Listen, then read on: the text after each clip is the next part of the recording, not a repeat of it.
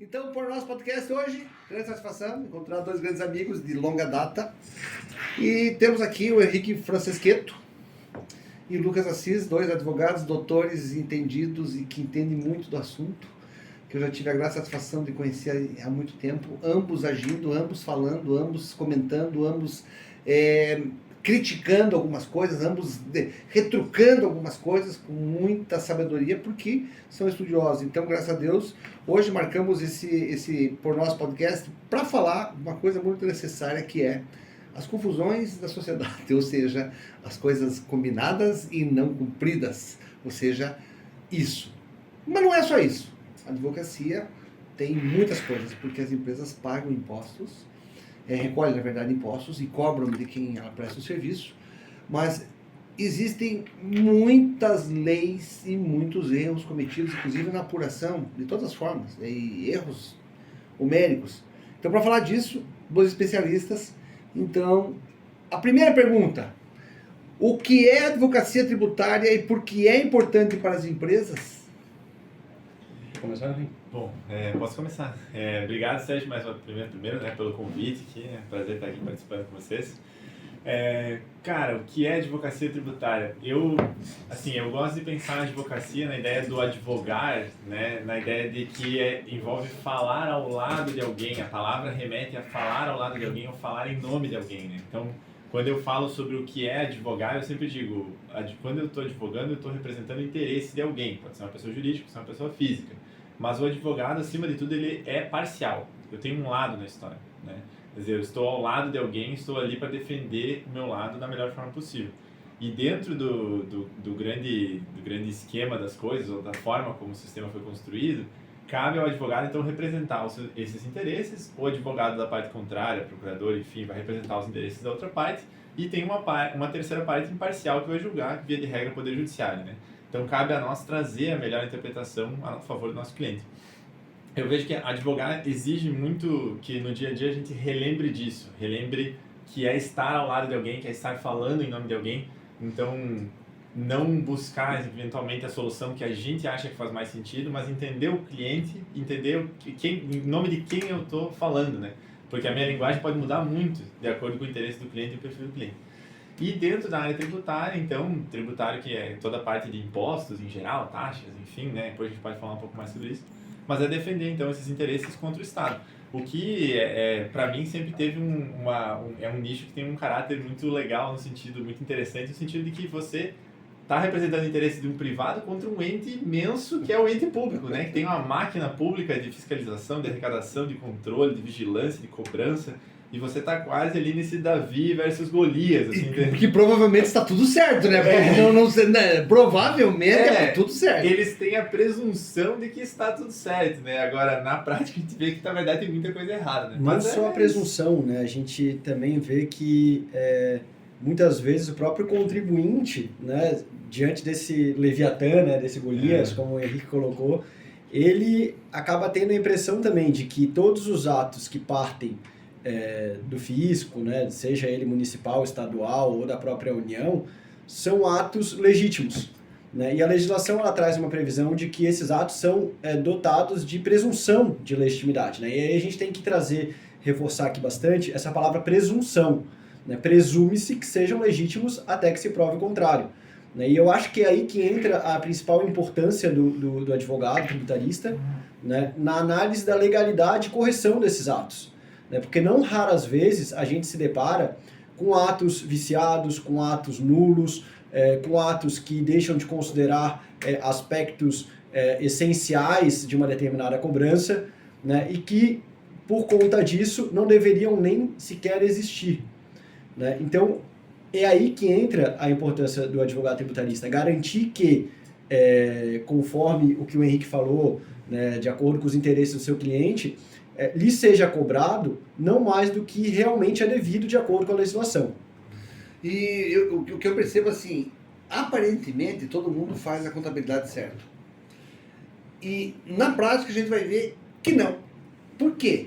Porque erro de interpretação e pagamento de tributos inadequadamente. Por quê? Pagando a mais, coisas que não deve. Depois tem que entrar no processo e recuperar. Mas muita gente nem sabe que pagou a mais E às vezes, dependendo do tamanho da empresa, pagou-se muito dinheiro para o Estado a mais.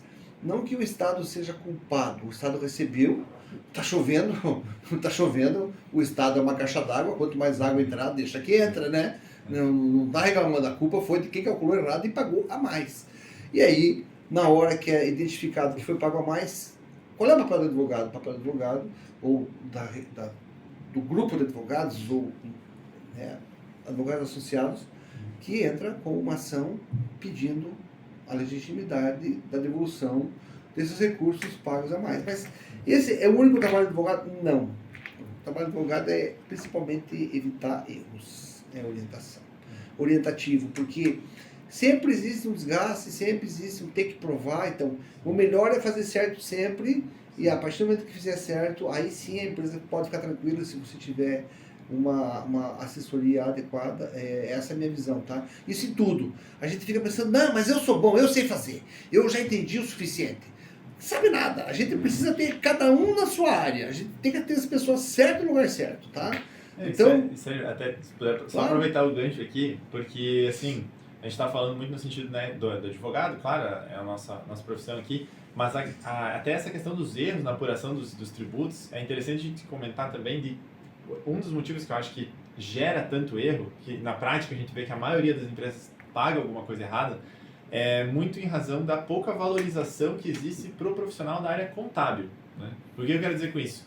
A maioria das empresas vê a contabilidade como custo e contrata a contabilidade muitas vezes pelo preço mais barato, é o cara que faz os meus boletos, ele gera o boleto do imposto para pagar. Muito empresário enxerga dessa forma, sabe?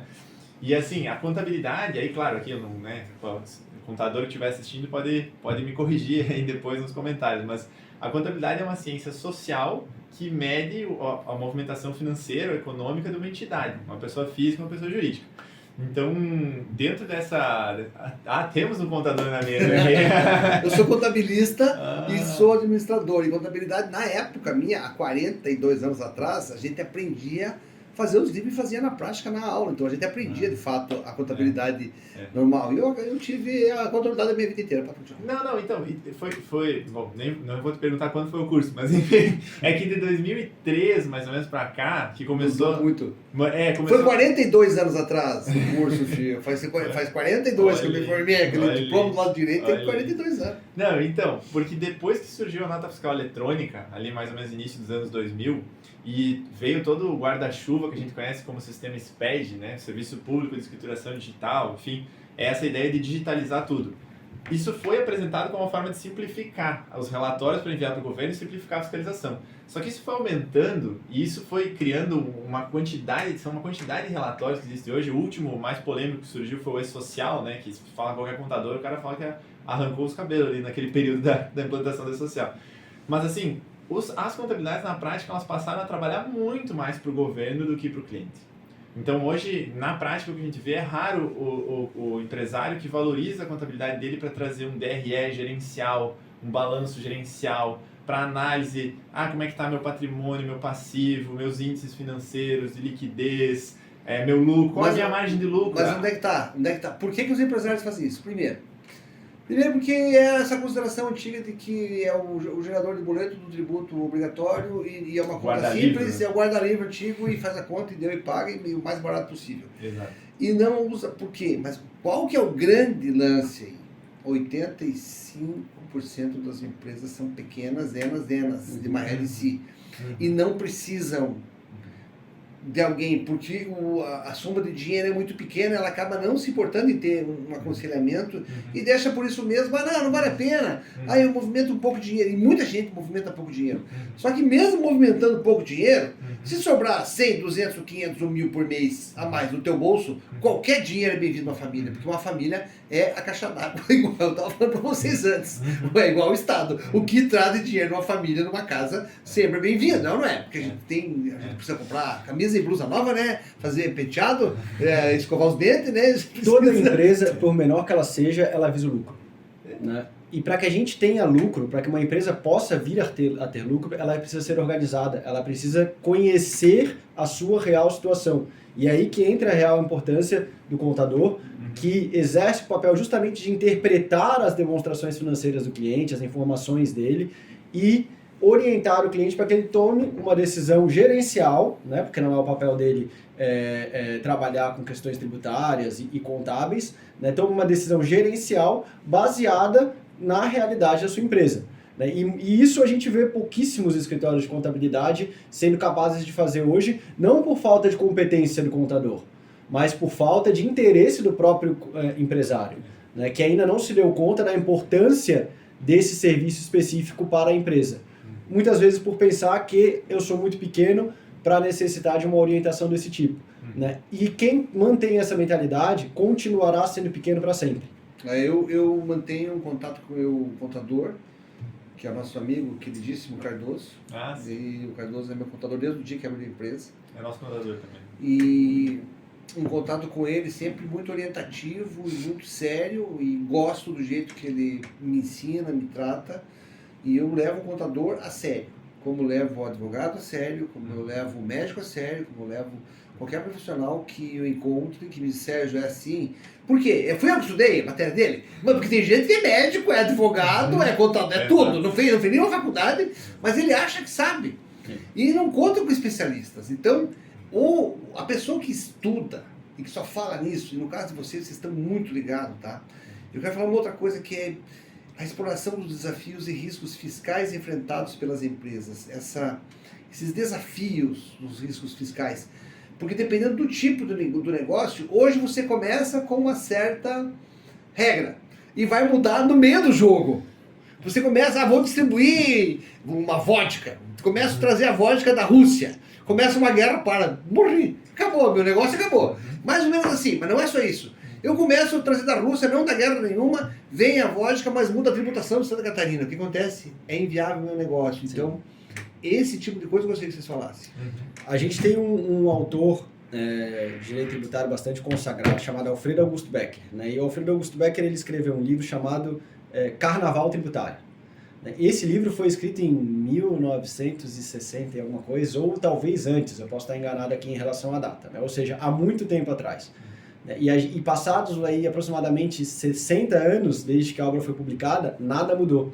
O carnaval segue rolando todo ano, né? Assim como a nossa festa cultural. Não vai acabar nunca. E a tendência é sempre piorar. A gente tem realmente um manicômio tributário, né? São normas complexas, são obrigações tributárias infindáveis, como o próprio Henrique falou. A partir da criação do SPED, a intenção foi simplificar, acabou complicando ainda mais. Né? Então, realmente, assim, fica difícil para o empresário acompanhar isso. Sabe? Fica difícil, às vezes, até para o próprio contador acompanhar todas essas mudanças. Né? E aí que eu acho que entra a importância de uma assessoria jurídica para orientar o empresário. Como tu falou no início, Sérgio, a advocacia tributária ela não serve apenas para combater atos, né? Ela serve para prevenir que esses atos tenham que ser combatidos no futuro.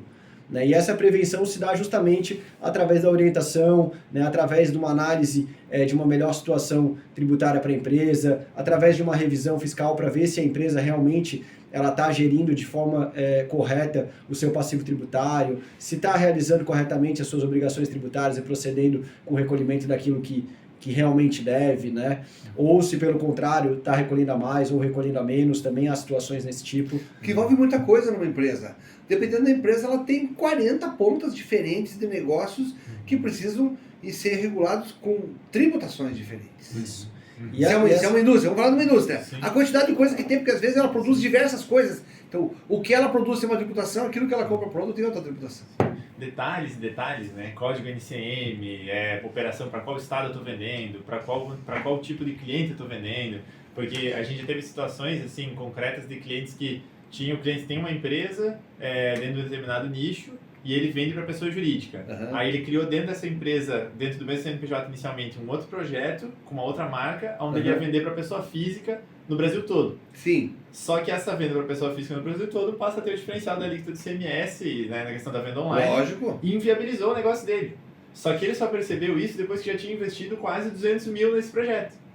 Então, Se ele tivesse sentado com o advogado antes, a primeira coisa, como é que vai ser a tributação? Exato. Número 1. Então, assim, a gente... É muito grave, né? O que eu vejo, assim, como você falou, né, Sérgio? A gente tem o cenário do Brasil é caótico, acho que não dá pra usar outro termo, né? Nos últimos anos, por algum período, parecia que a gente estava indo até a trazer uma estabilidade, mas depois com a pandemia, a área tributária mesmo, sabe, virou essa loucura que a gente tem hoje, essa insegurança que a gente tem hoje.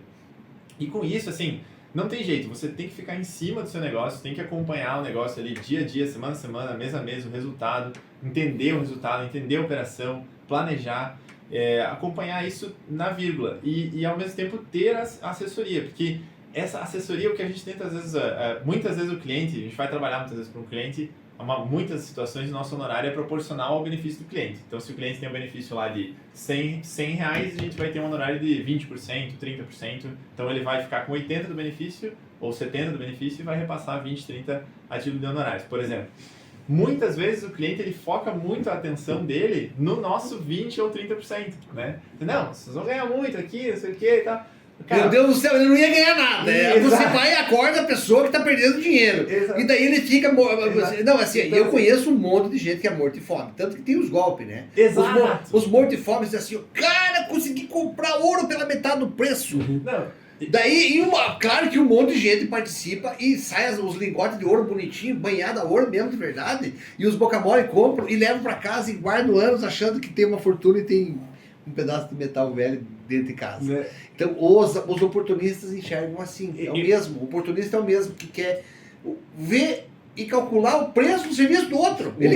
O oportunista acaba criando o mercado para o milagreiro. Exatamente. E a gente sabe que não existe milagreiro, né? Não existe milagre. Né? Mas eu vejo placa, agora há pouco eu vi na rua ali uma placa milagreira, cara. Nossa existem milagreiros, inclusive, já trazendo aqui um caso concreto que eu presenciei, né, de uma dessas empresas milagreiras da área tributária, que é bem conhecida dentre os profissionais da área, né, já tem aí uma reputação bem difundida e negativa no Brasil inteiro.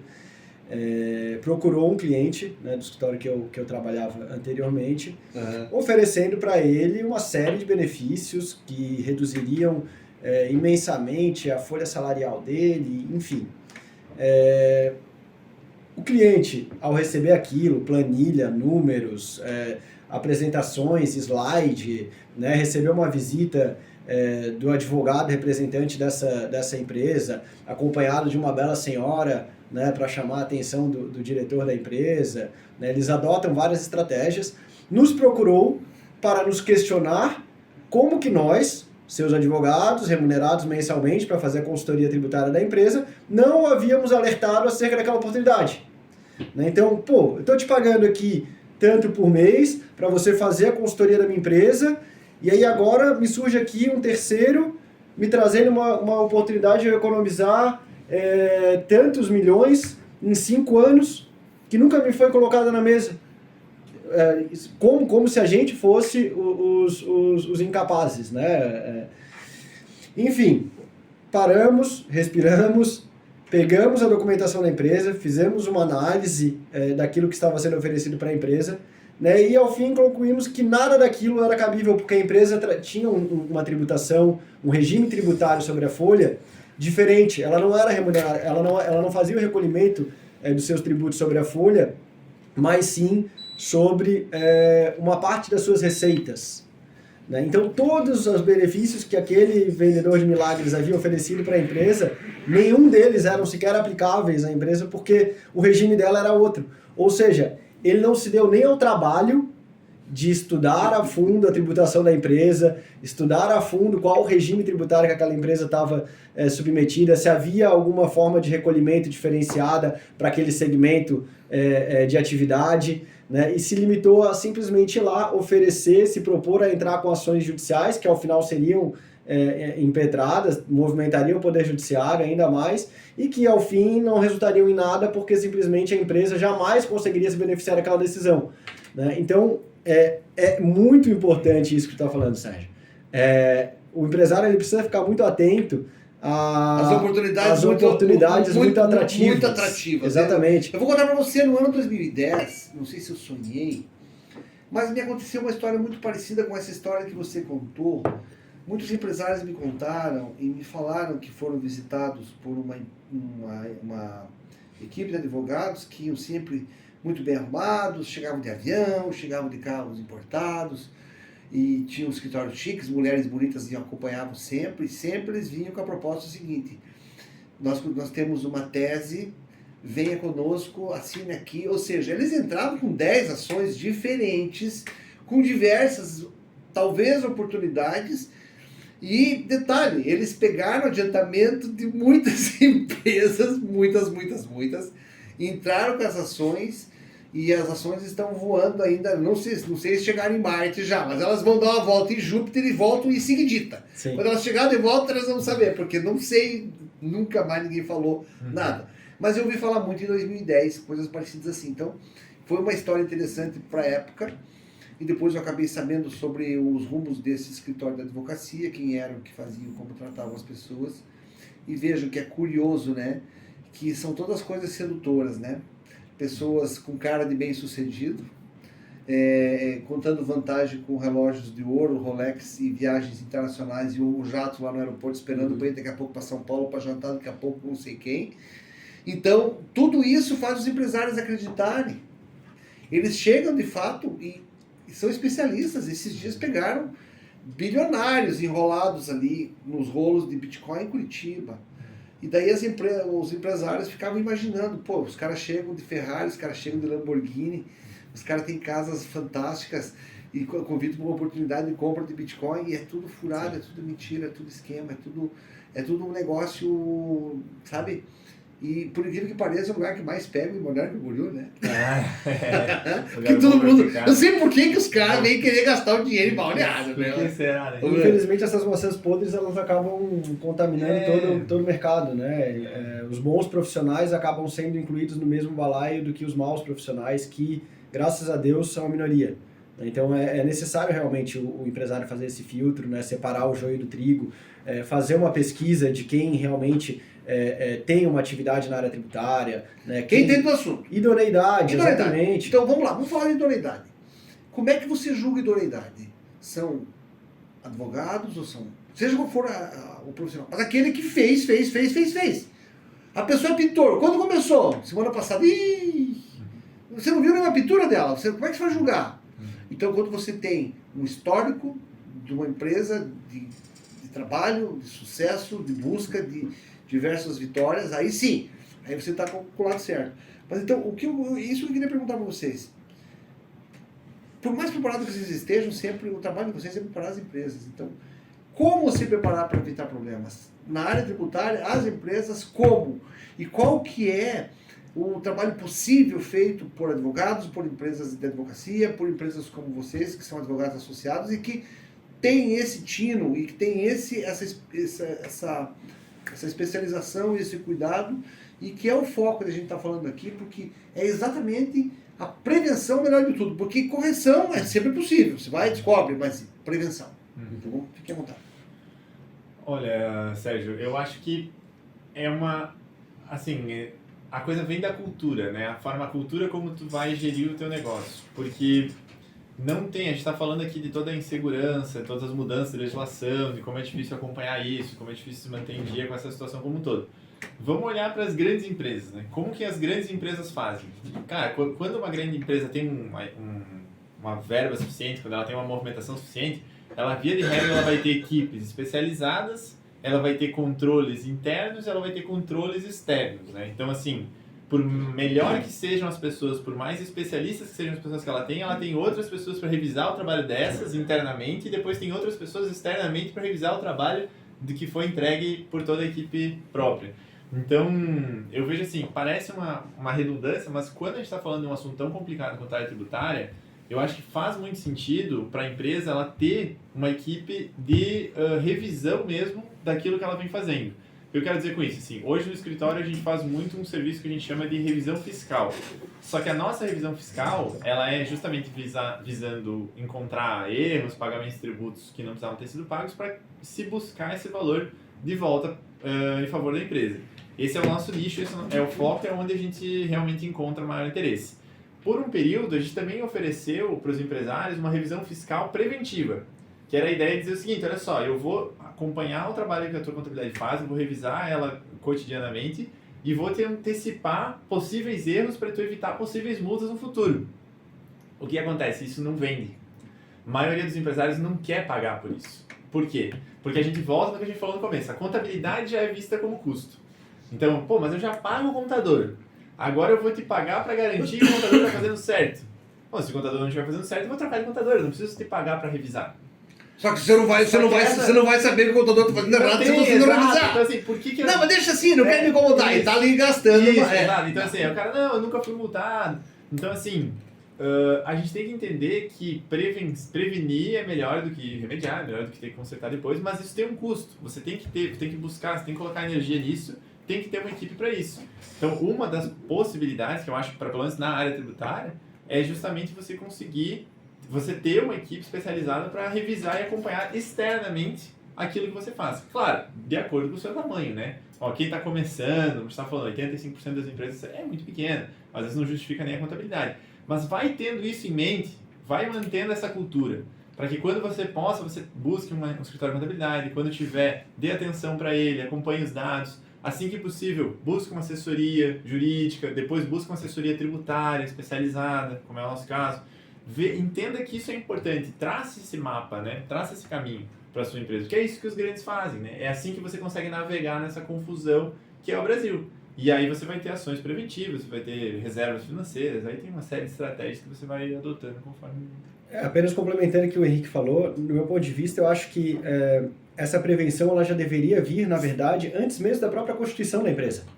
Né? Como o Henrique mencionou, no caso do nosso cliente, ele poderia ter evitado uma perda do investimento que ele fez, acaso ele tivesse feito uma consulta com um profissional da área tributária antes de iniciar as suas atividades.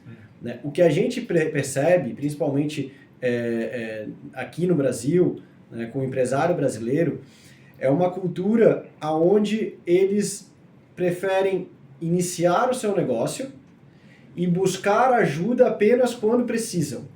Né? Então, geralmente a gente recebe no escritório situações onde a casa já está pegando fogo. Sabe? Falar assim, se ele tivesse vindo falar para mim assim, dá uma olhada na minha instalação elétrica aqui para ver se está tudo certo. A gente ia olhar e falar, tem um risco de curto aqui.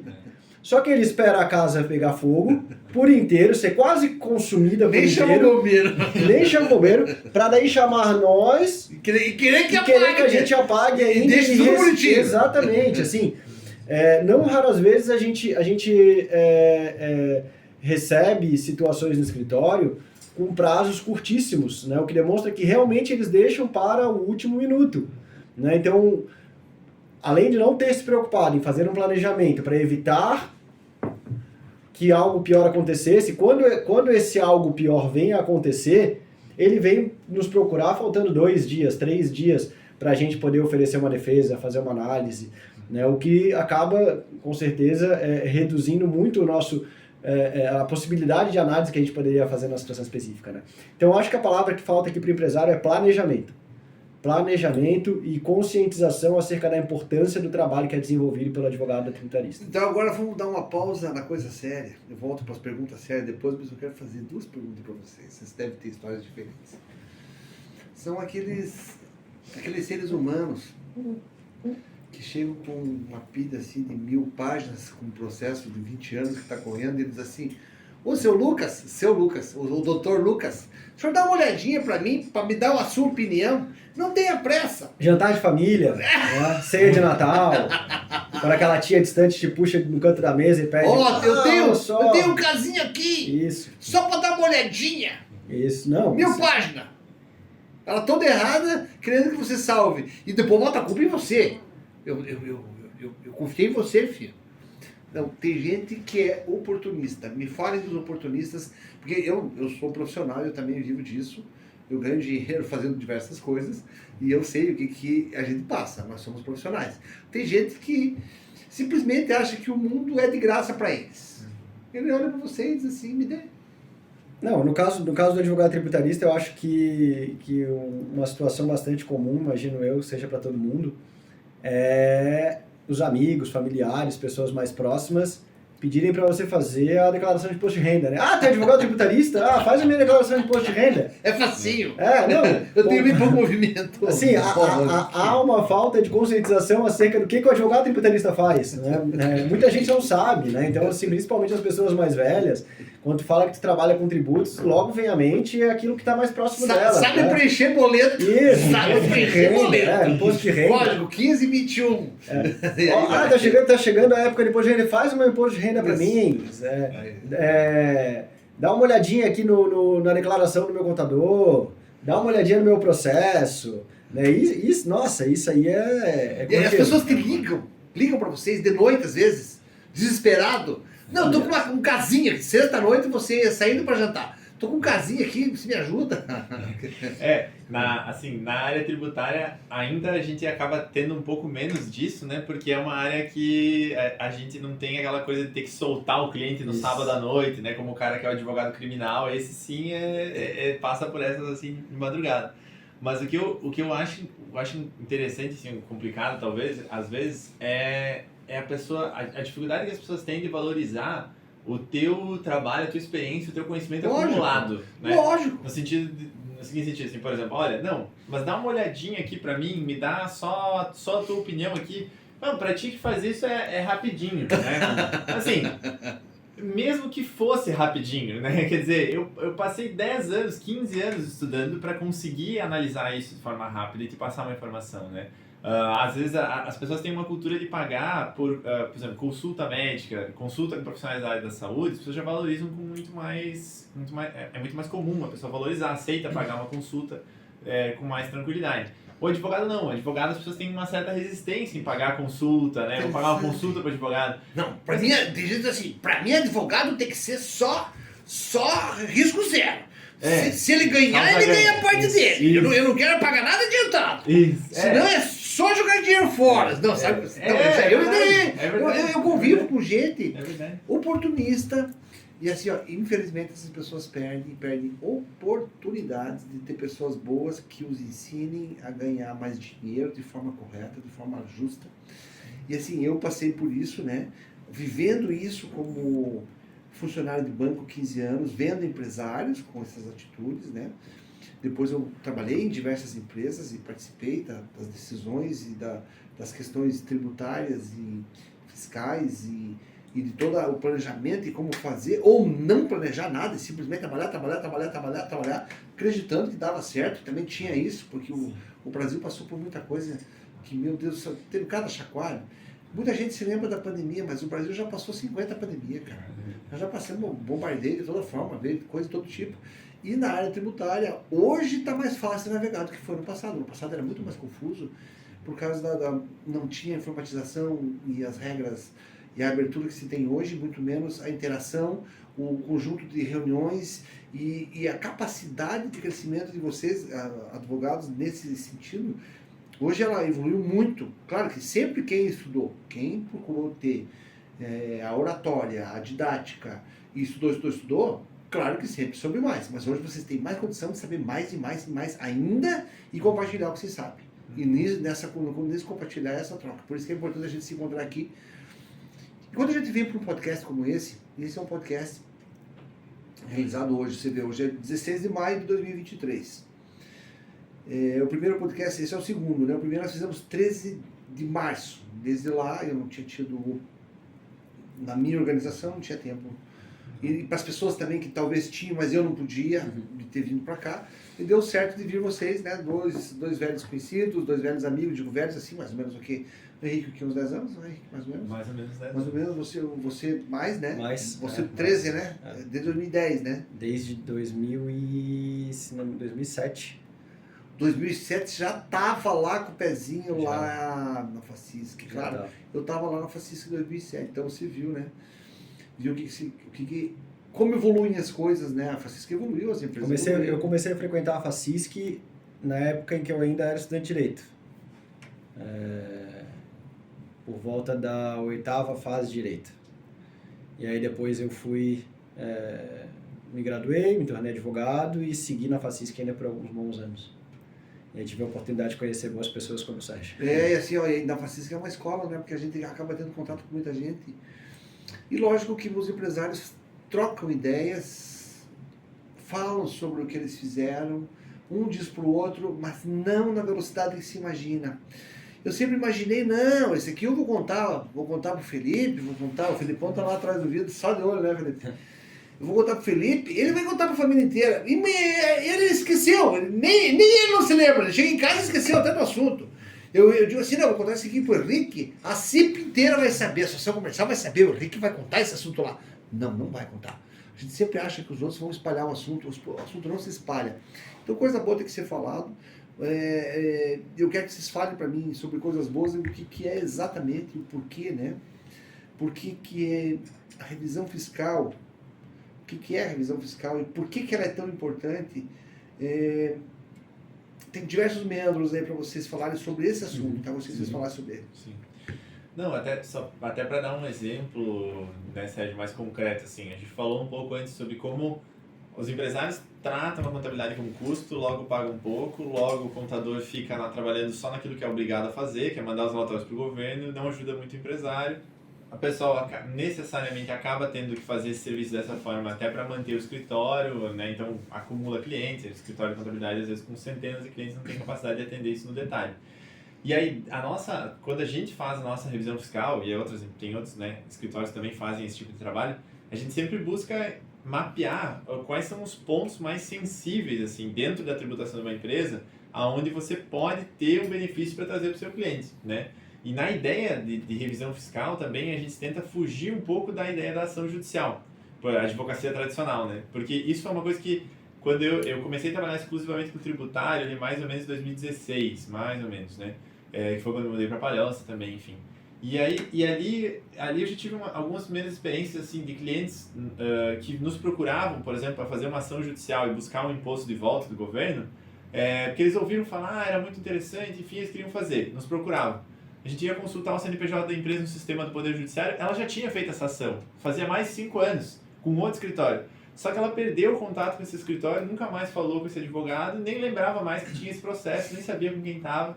E isso em empresas de porte, né? Então, a ação judicial, ela acaba sendo um caminho que leva, às vezes, 10 anos, 15 anos para dar resultado para a empresa.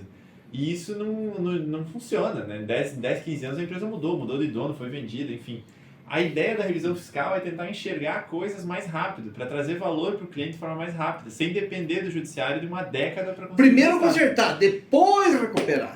A revisão é para ver onde é que estão os furos, onde é que estão sendo fidelizados. E a gente vê situações assim, como por exemplo, às vezes o advogado está lá querendo entrar com uma ação judicial mirabolante, com uma tese, uma discussão complexa.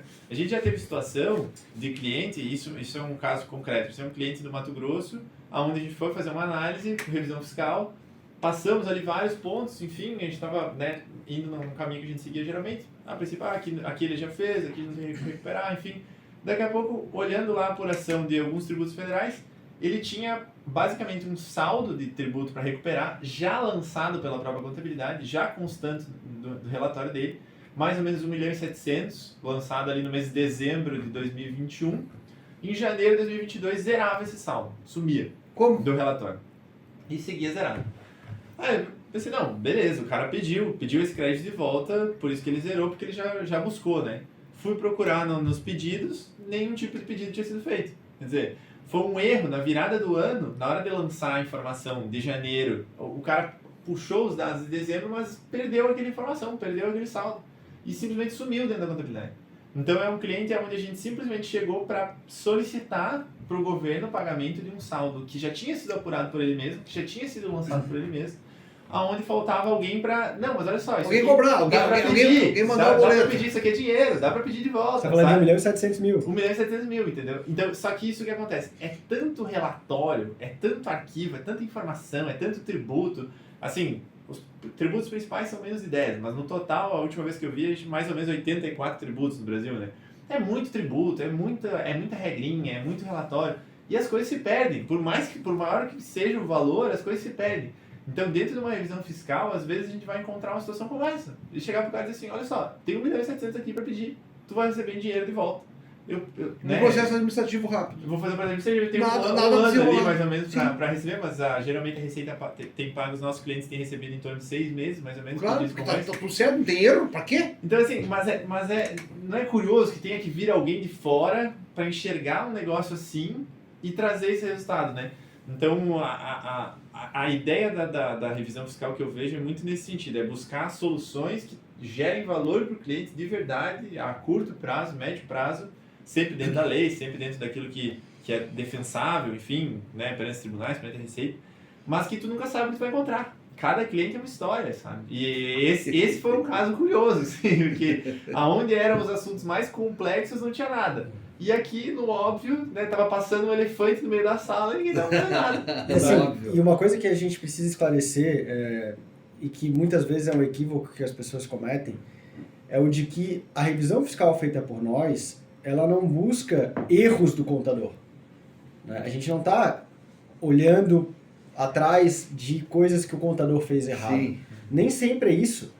O contador ele tem a formação dele, que é importantíssima, mas que é diferente da formação do advogado.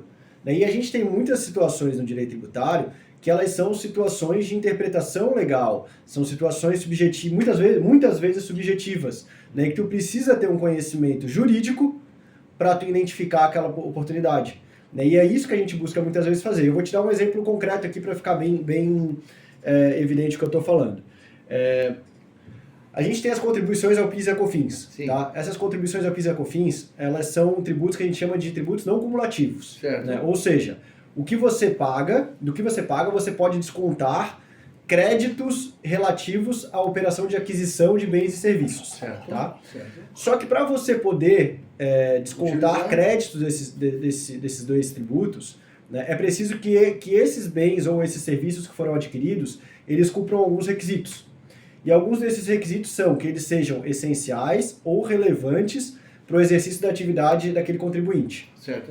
Ou seja, nós estamos dentro de um campo de subjetividade enorme. Né? Afinal de contas, qual insumo, né, qual bem ou qual serviço adquirido para a empresa pode ser ou não caracterizado como um insumo essencial ou relevante para aquela atividade? Uma bola de futebol é relevante para uma empresa que tem 2 mil funcionários?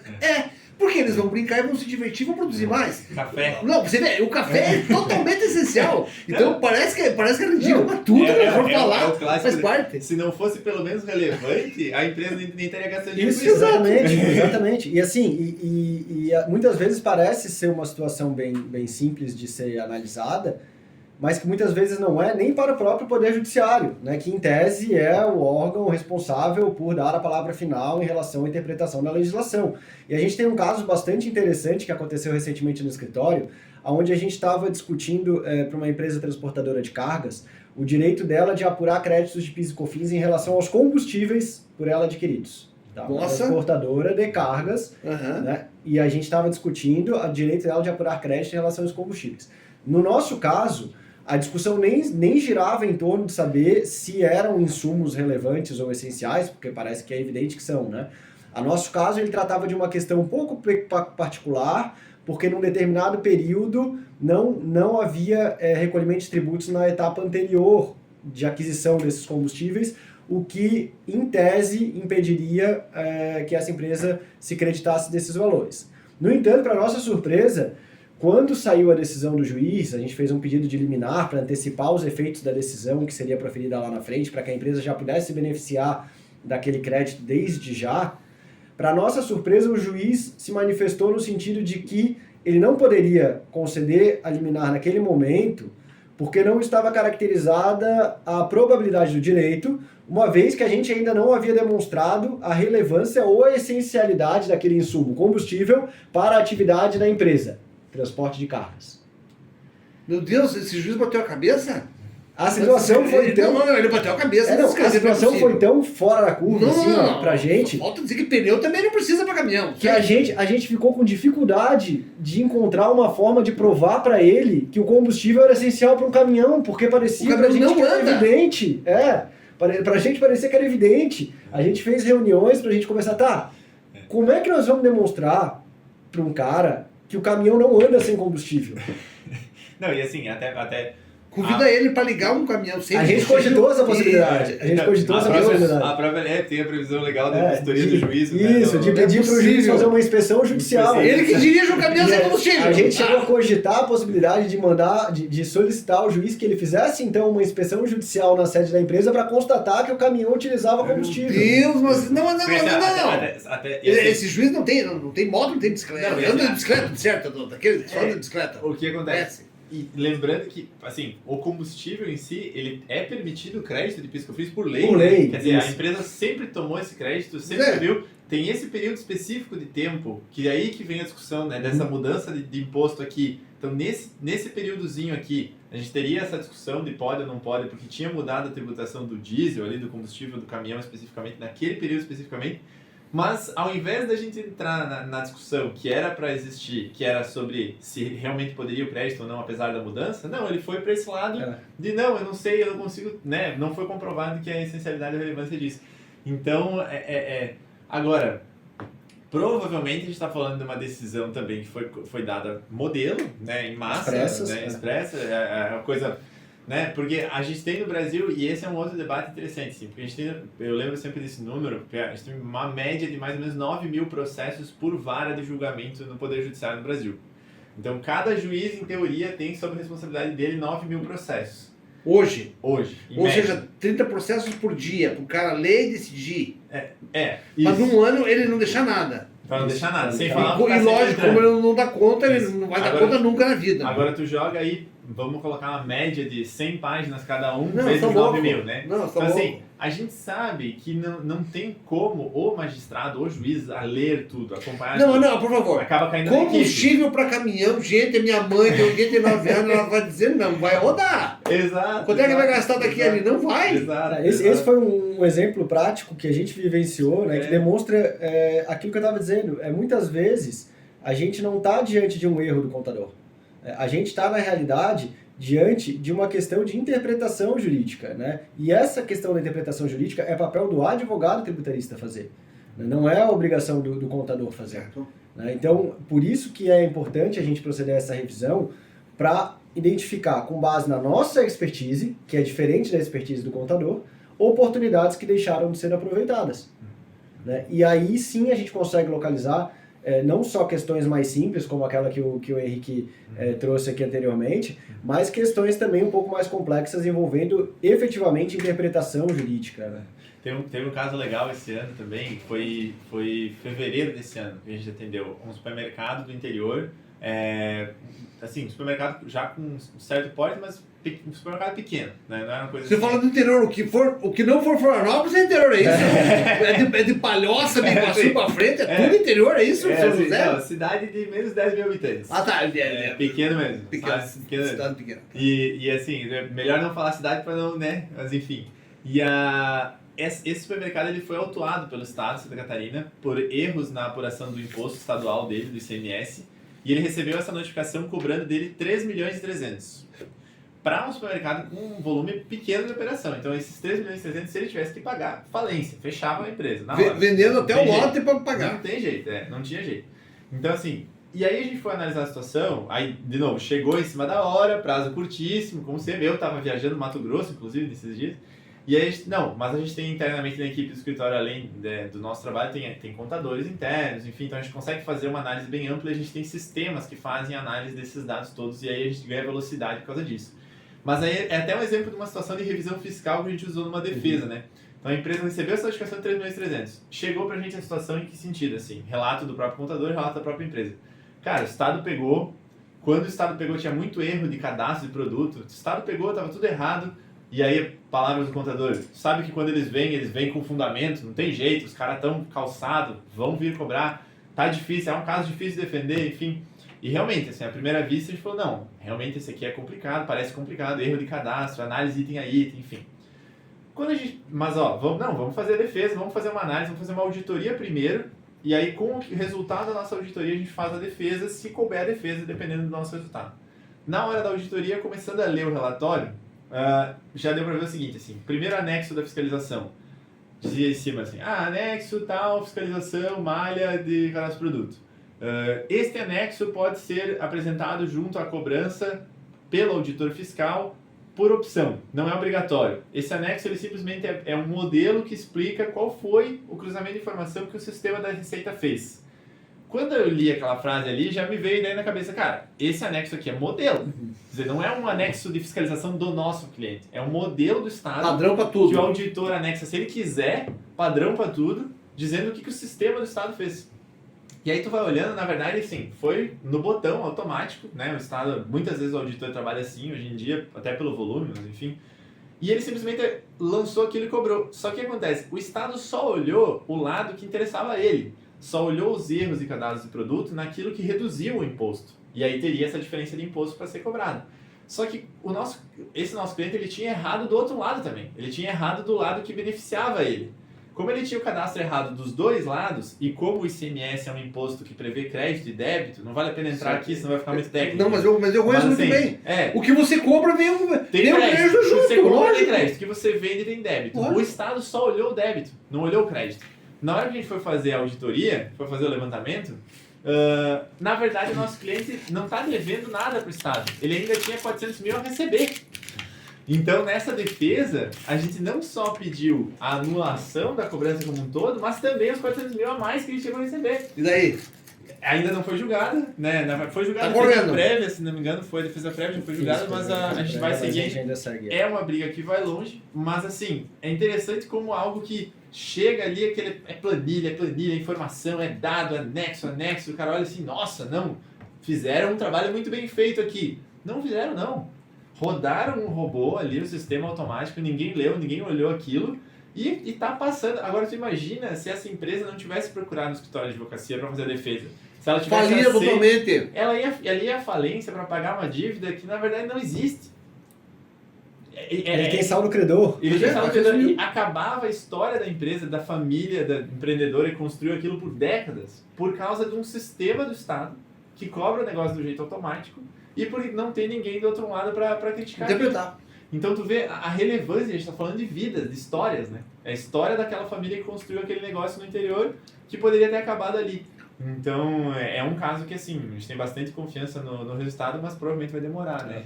Então basicamente o que a gente faz nesses trabalhos de revisão fiscal é isso. A gente passa um pente fino na empresa, né? Em busca de oportunidades, né? Em busca de eventuais falhas também, como o Henrique já havia pontuado. Faz uma análise dessas oportunidades com base no entendimento dos órgãos de fiscalização, da Receita Federal, da Receita Estadual, da Fazenda Municipal, do Poder Judiciário, né, e apresenta essas oportunidades para o cliente totalmente detalhadas, né, e com um relatório prevendo, assim como fazem, por exemplo, empresas de auditoria, o risco de cada uma daquelas oportunidades. Sim. Né, identificamos em risco grau 1, grau 2 e grau 3. Né, sendo risco grau 1 risco remoto, né, risco grau 2 possível e risco grau 3 provável. Né, e aqui eu enfatizo, em nenhuma das nossas avaliações existe o risco grau 0. O menor risco sempre será o risco grau 1. Isso em virtude da insegurança jurídica que a gente tem no nosso país. Muda a regra durante o jogo. Muda. Você pede hoje, muda às a vezes regra. depois do jogo. Anulando. Pega de volta. Você tá rico e fica pobre do dia pra noite. Não, a gente tá brincando, mas foi exatamente isso que aconteceu esse ano no julgamento do STF sobre a coisa julgada em matéria tributária, né? Que a FACISC, inclusive, teve uma posição muito relevante nesse tema, né? O Murilo, o Governo dos Reis lá que faz a assessoria jurídica, também capitaneou muito bem esse assunto. Nós, na ACIP, ali, ainda na gestão do presidente Ivan Cadori, né? A gente também buscou, oficiou a FACISC, movimentou sobre esse assunto, mas assim, para não alongar demais a discussão aqui, mas basicamente o que acontecia? As empresas entraram com ações na justiça discutindo impostos, ganharam as ações, recuperaram os valores, os processos estão arquivados, sim, se fosse processo físico já ia estar mofando essas horas, e o STF basicamente veio e disse o seguinte, olha só, sobre esses assuntos aqui, você ganhou lá atrás, né? Mas a partir do momento em que eu defini a minha posição vai valer para todo mundo, mesmo para ti que ganhou a ação. Até aí, inclusive, até não tem nada errado, porque o que acontece? Se tu ganhou uma ação, deixou de pagar um imposto, e todos os outros concorrentes estão pagando, e o STF disse que todo mundo tem que pagar, tu vai ficar com esse benefício para sempre? É uma concorrência desleal, dá para entender. Só que às vezes esse julgamento do STF aconteceu, assim, tem uma situação específica que aconteceu 17 anos atrás. Então, A partir do momento que eu defini minha posição, eu tenho que pagar o imposto, mesmo que uma ação ganha. Tá, mas a minha ação ganha foi lá atrás. Quer dizer que eu tenho 17 anos de imposto em atraso agora. Você tem 17 anos de imposto em atraso. Meu Deus! Então, assim, essa é a situação real de grandes empresas. Teve fato público, acho que dava até para citar o próprio Grupo Pão de Açúcar, se não me engano, tá nessa situação, é fato público, né? Muitas empresas aqui de Santa Catarina também. Muitas aqui de Santa Catarina, a situação de imposto sobre revenda de produto importado, nesse caso, cobrança desde 2020, mas ainda assim, a gente está falando de 3 anos de imposto. É muito dinheiro. E quando você... volume. E assim, e quando você vai... Quando surgiu essa polêmica toda, surgiu essa decisão e foram entrevistar ministros do STF sobre esse assunto, teve ministro dizendo que a empresa que confiou numa decisão judicial dada pelo Poder Judiciário estava apostando em um cassino. E se agora perdeu, então tem que arcar com isso. Quer dizer, nós temos um ministro do STF, da mais alta corte do Poder Judiciário, que se diz o guardião da Constituição, equiparou o Poder Judiciário brasileiro a um cassino. Então assim, se a gente vive... esse caso, assim, foi o extremo do extremo, é recente esse ano, mas assim, a gente tá falando da regra mudando, não durante o jogo, mas depois do jogo encerrado, arquivado, esquecido. Vida da outra vida. Vamos resolver o problema da outra vida. Agora mudou o placar, e na verdade o que tu achou que tu tinha ganho, na verdade tu perdeu, e sabe, aquele Baixa jogo os quadros. isso, sabe? Então, assim, por isso que é tão complicado. E por isso que muitas vezes, e nas análises que a gente faz, a gente nunca apresenta risco zero por isso, entendeu? Mesmo quando tu ganha um processo judicial arquivado, aí ainda assim tu corre risco de uma reversão no futuro. Esse é um cuidado que a gente busca ter em todos os nossos trabalhos, né? Fazer com que o nosso cliente ele tenha o mínimo de segurança jurídica e o conhecimento exato dos riscos que ele está correndo. Eu quero uma explicação de vocês sobre o passivo tributário e suas implicações financeiras e estratégia para gerenciar e reduzir o passivo tributário. A gente, inclusive, hoje, né, tava com um caso desse, né? Primeiramente, é importante a gente tecer aqui algumas considerações sobre a necessidade da empresa fazer uma correta gestão do seu passivo tributário, né?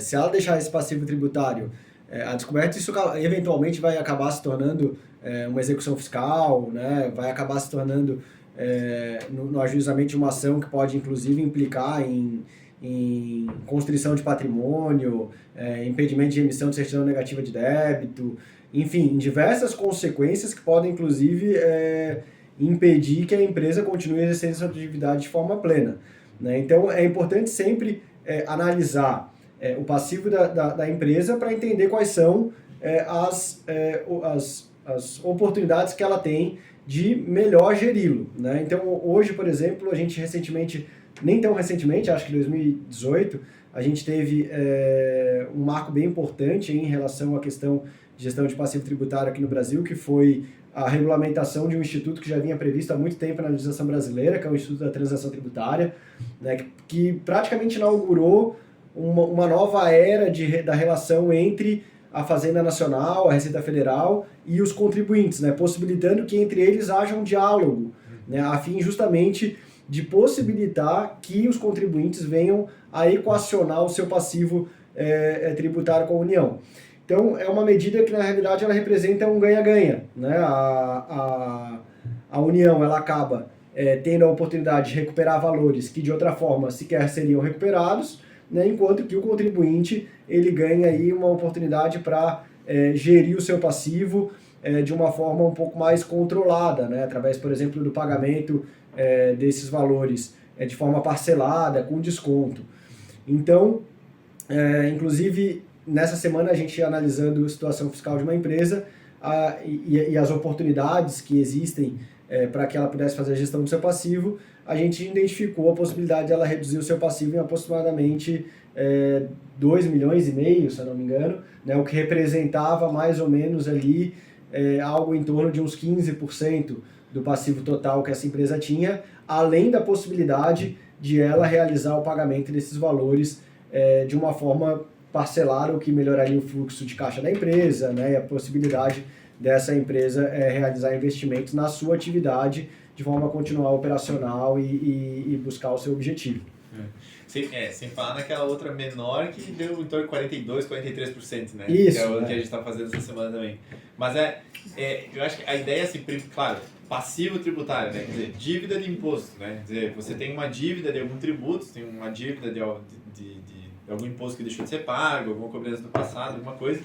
E isso não pode ficar esquecido, né? Isso tem que ser tratado, vamos chamar assim. É daí que a gente vem essa ideia de gerir o passivo, né? Então, gerir essa dívida. Mas como que você faz a gestão de uma dívida? O que a gente quer dizer aqui é basicamente assim, primeiro manter o assunto no radar, né? Você lembrar que ela existe, né? Porque às vezes a gente vai atender uma empresa, ela fala que tem uma série de dívidas e a gente vai ter que, por conta própria, resgatar lá no sistema do Estado, porque ninguém sabe, né? O contador não sabe. Uma boa pergunta aí, uma boa pergunta. Tem empresa que vai à falência e deixa dívidas fiscais. Abre outra empresa, vai à falência de novo e deixa dívidas fiscais. E abre outra e vai deixando dívidas fiscais para trás. Eu fico pensando na quantidade de dívidas fiscais, não só dessas empresas com o público, com os bancos, com as cooperativas, e, né, com o comércio, etc. Mas a quantidade de empresas que abrem, se endividam, não pagam nenhum imposto, não recolhem nada, fecham. E abrem outra. Aí agora vem essa discussão. É fácil abrir uma empresa? É fácil. Abre pelo computador e fecha pelo computador. A dívida fiscal não é jogada para a pessoa física do proprietário?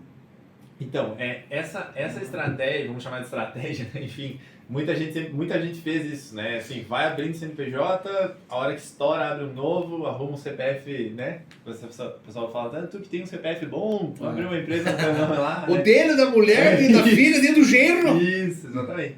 Então, assim, isso é um problema antigo, é uma estratégia antiga, vem um pouco da ineficiência do Estado, né? Porque o Estado como um todo, não o Estado de Santa Catarina, mas o Estado federal, municipal, enfim, ele muitas vezes levava anos para ir atrás, sabe? Tinha uma dificuldade muito grande, o sistema muito lento.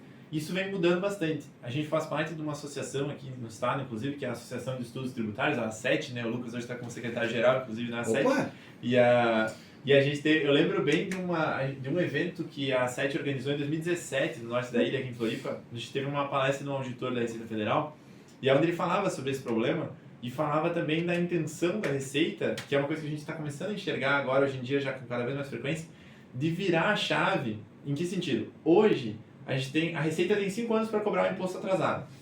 Historicamente, eles sempre trabalharam no prazo de 4 anos e 11 meses. Não deixa acumular, tá devendo, vai cobrar lá no 4 anos e 11 meses antes de prescrever, eles vão lá e iniciam a cobrança. Por quê? Porque assim você já cobra de uma vez só um valor maior e assim por diante. Tá já é o pacote completo. Para não ter que fazer uma segunda vez. Só que o que acontece? Depois de 4 anos e meio, vamos dizer assim, às vezes a empresa mudou de dono, nem existe mais, trocou de endereço, tu não acha mais a pessoa. Tu tem pouca efetividade nessa cobrança. E aí você acaba tendo essa reserva de créditos a receber do governo federal que às vezes não tem mais perspectiva de receber. Então, esse próprio auditor, eu não vou me lembrar o nome dele agora, mas lá em 2017 ele falava no seguinte sentido, de que a Receita em algum momento ela vai virar uma chave, vai esquecer alguns anos de cobrança, vai dizer assim, não consigo cobrar todo mundo, não tenho equipe para isso, vou ter que abrir mão de uma parte aqui, mas vou virar uma chave no sentido de que agora eu vou começar a fiscalizar o mês passado.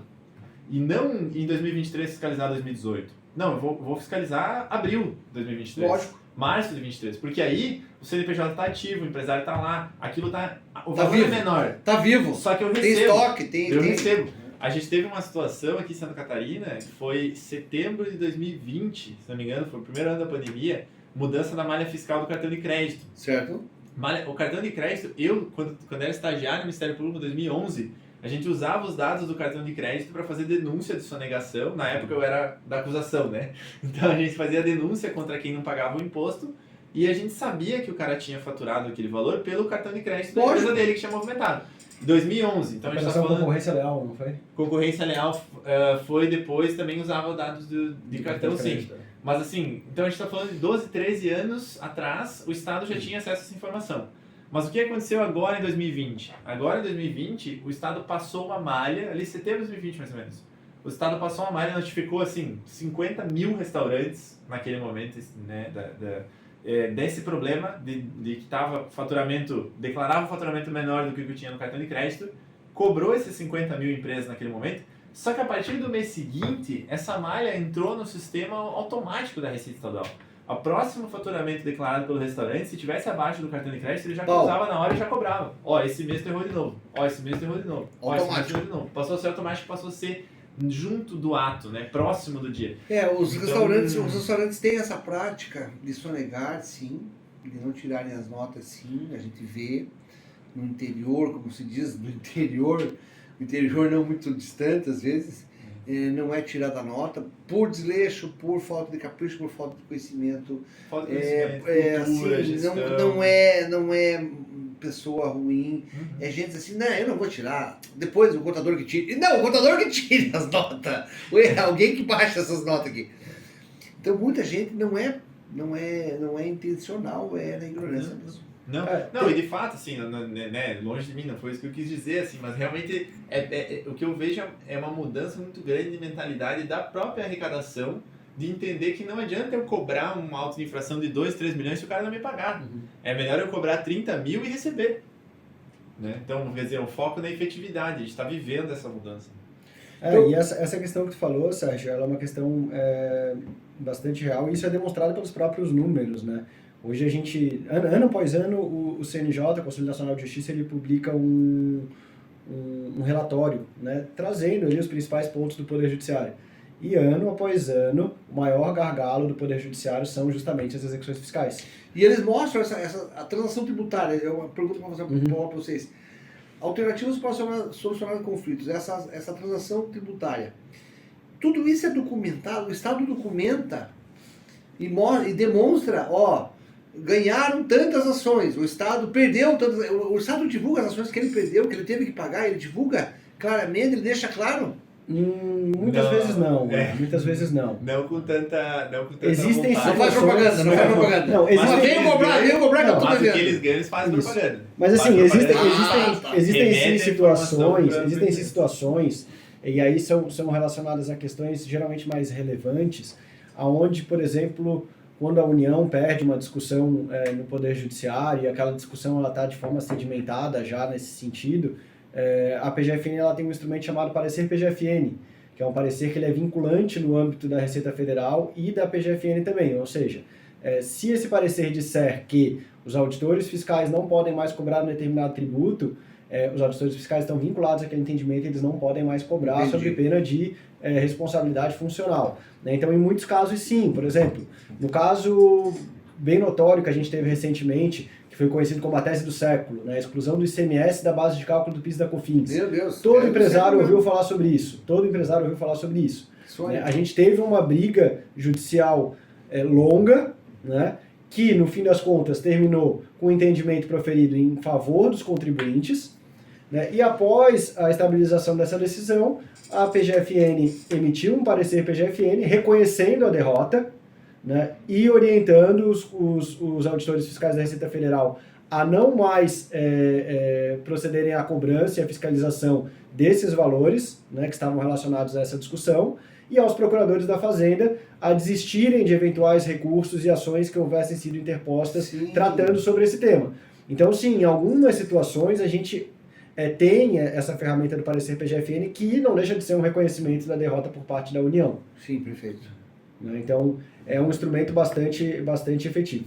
Né? Já em relação à transação tributária, né, como tu mencionou anteriormente, eu até falei agora há pouco que, do meu ponto de vista, isso daí marcou um novo marco na relação entre fisco e contribuinte. Tá? Porque ele abriu um canal de diálogo entre as duas partes que antes não existia. Essa transação. A transação. É um câmbio, é uma troca, Isso. É um acerto. A transação tributária ela nada mais é do que concessões mútuas. Né? Rapidamente, para não se enrolar. Vamos bater O foco da transação está na seguinte percepção. Geralmente a transação tributária ela visa o quê? Ela visa dívidas que de outra forma não poderiam ser quitadas. São a grande maioria das dívidas hoje em dia. Tá? Como eu falei, as execuções fiscais hoje elas têm um gargalo de 98%. Né? Então elas representam quase que a totalidade das ações que estão represadas no Poder Judiciário são execuções fiscais, justamente por conta de que o fisco não consegue realizar essa cobrança de forma efetiva. Seja porque não consegue localizar a empresa, seja porque existem milhares e milhares de recursos que que retardam a finalização dessa execução fiscal, seja porque quando a empresa é encontrada ela não possui bens para saldar aquele passivo. Né? Então a gente tem um passivo muito grande represado no Poder Judiciário atualmente. Né? E a transação tributária ela veio justamente como uma forma de possibilitar que a União ela recupere pelo menos uma parte desse passivo que de outra forma não seria recuperado. E como que a transação pretende fazer com que a União receba esses valores? Através da concessão de descontos, né, muitas vezes bem interessantes, que podem chegar até 65% do valor de multa, juros e encargos, né, e da possibilidade de parcelamento, né, que para empresas em geral pode ser de até 120 prestações. Né? Então tu pega lá um contribuinte específico que tem 10 milhões em dívida, que não seriam de outra forma pagas, né, porque a empresa não possui condições de arcar com aquele passivo. Né? E tu oferece para ele uma proposta que reduz aquela dívida dele de forma efetiva em 40%, 50%, e ainda permite que ele faça aquele pagamento em 120 vezes, isso já torna aquela dívida que antes era impagável em algo que aquele contribuinte pode colocar no seu horizonte a fim de se regularizar. Porque nenhum contribuinte, por maior devedor que seja, gosta da sensação e da situação de ser um devedor, porque isso implica em diversos ônus. E tu, melhor do que eu, sabe muito bem disso, conviveu com empresários a vida inteira e sabe quanta dor de cabeça um débito, principalmente um débito tributário, pode trazer à empresa. Né? Evita emissão de certidão positiva com efeito negativa, pode implicar em constrição patrimonial através da execução fiscal. Acho que o pior é o seguinte, o empresário trabalha para ter lucro e ficar devendo traz um pouco de infelicidade. No fundo, você está feliz aqui, mas eu estou devendo lá para o Estado. Está feliz aqui, foto, feliz, mas estou devendo para o Estado. Exatamente. Então, ficar devendo para o Estado é melhor não estar devendo. Então, você consegue parcelar, consegue acertar. Isso é possível, do jeito justo, do jeito certo, né? Mas aí que tá. Quando chega essa hora, o que é aconselhável? Procure especialistas. Por quê? Senão, não vai fazer ou vai fazer errado. Fazer coisas erradas dá errado. Eu vou trazer um exemplo prático sobre isso que tu está falando agora, e relacionado justamente à transação tributária, que é o objeto da nossa conversa nesse momento.